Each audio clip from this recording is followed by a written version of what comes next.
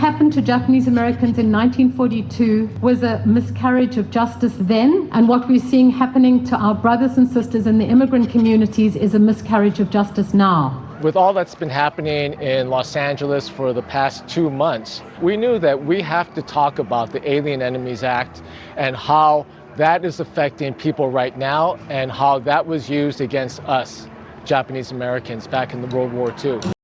Are they really trying to compare what Roosevelt did to what Trump is doing? That's just ridiculous. They just trying to make any excuse for all illegal immigrants to be able to stay in the country. But let's get into it. But before we do, please hit the subscribe button.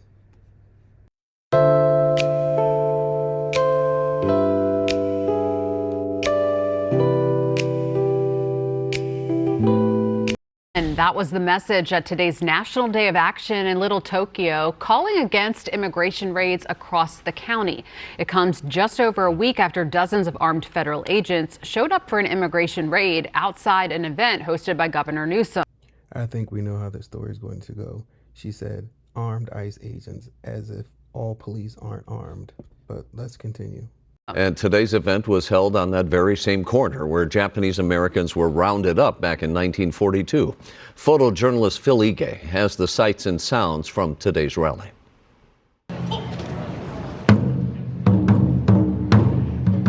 Our history is at threat. Every one of you that have come in here today is making a powerful and necessary statement that we will not stand quietly. For me, this is personal. We got to stand up. I'm Glenn Kitayama. I'm with the Manzanar Committee. I'm one of the organizers of this event. This is a nationwide event that is happening, the National Day of Action. What happened to Japanese Americans in 1942 was a miscarriage of justice then, and what we're seeing happening to our brothers and sisters in the immigrant communities is a miscarriage of justice now. With all that's been happening in Los Angeles for the past 2 months, we knew that we have to talk about the Alien Enemies Act and how that is affecting people right now and how that was used against us, Japanese Americans, back in the World War II. He's comparing apples and oranges. Roosevelt used it because of the bombing on Pearl Harbor. So what he did was he rounded up all the Japanese because he wasn't sure if there was going to be any more attacks on the country. What President Trump is doing is he's using it against illegal immigrant gangs. He's not using it against every single person that is of a certain race or demographic. He's not doing that. He's using that against gangs. So for them to try to make it seem like he's using it on everyday people is not correct. They need to stop that.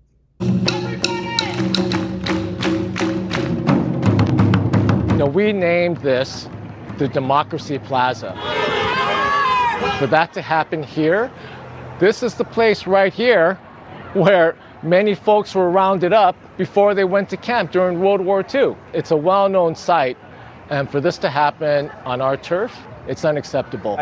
Your turf, as if illegals have the right to any kind of property or any kind of land here.